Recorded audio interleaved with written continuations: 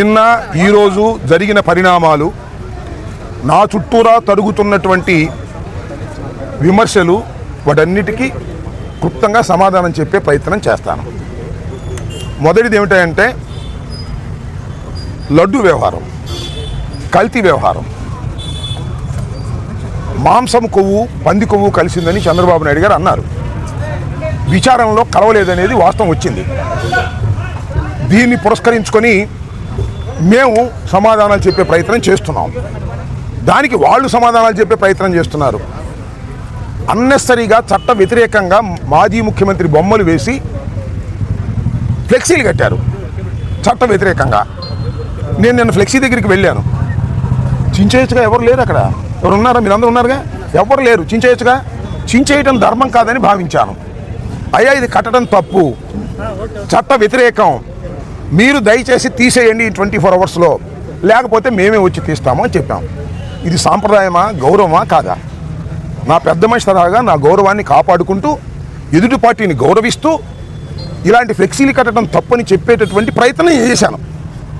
ఇవాళ కూడా నేను అక్కడికి వెళ్ళింది ఫ్లెక్సీ చింపడానికి కాదు. వాళ్ళందరూ కార్లు, రాళ్ళు అన్నీ పెట్టుకున్నారు. చూశారుగా మీరు అందరూ. నేను రాష్ట్ర వ్యాపిత పిలుపు మేరకు వెంకటేశ్వర స్వామి గుడికి వెళ్ళి పూజ చేసి అటుగా వస్తున్నా. రాడ్లు, కర్రలు పట్టుకుని కారు మీద దాడి చేశారు. దాడి చేయటమే కాదు, మీడియా వాళ్ళు అందరూ విన్నారు. పచ్చి బూతులు తిట్టారు.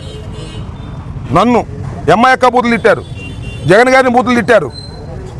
ఇక్కడ ఒక్క విషయాన్ని నా మీద ట్రోల్ చేస్తున్నారు కదా, దానికి సమాధానం చెప్తా. నేను కూడా బూతులు తిట్టా. Spur of the moment. నన్ను వాళ్ళు తిడుతున్నారు, నేను వాళ్ళని తిట్టా. మధ్యలో చంద్రబాబు నాయుడు గారి పేరు కూడా వచ్చింది, కానీ ఆయన్ని కాదు ఉద్దేశించి నేను తిట్టింది. నా ఎదురుగా నన్ను తిడుతున్నటువంటి మహిళ తిట్టింది. మీరు చూడండి, ఇంకా నేను చూపిస్తాను మీకు. చూపిస్తాడు మీకు. ఒక మహిళ తిట్టింది. ఇష్టం వచ్చినట్టు తిడుతున్నారు. వాళ్ళని ఉద్దేశించి తిట్టా.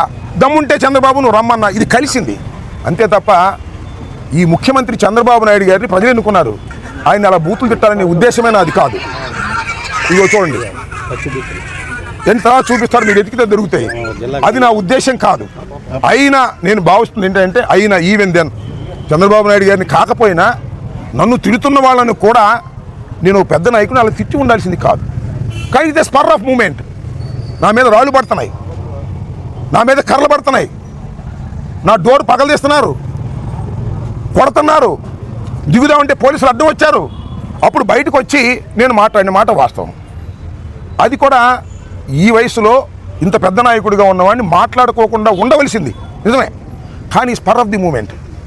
నాకు మానవత్వంలో మానవుడిగా ఉన్నటువంటి ఆవేశం, చంపడానికి వచ్చినటువంటి ప్రయత్నంలో చేసిన గావుకేక్ అది. దాన్ని వాళ్ళు ట్రోల్ చేస్తున్నారు. చంద్రబాబు నాయుడు గారిని తిట్టారంటున్నారు. చంద్రబాబు నాయుడు గారు తిట్టారు కాబట్టి చంద్రబాబు నాయుడు గారు ఆదేశించారంటే అరెస్ట్ చేయమని వచ్చారు పోలీసులు. చేసుకొని దమ్ముంటే వెళ్ళటానికి సిద్ధంగా ఉన్నా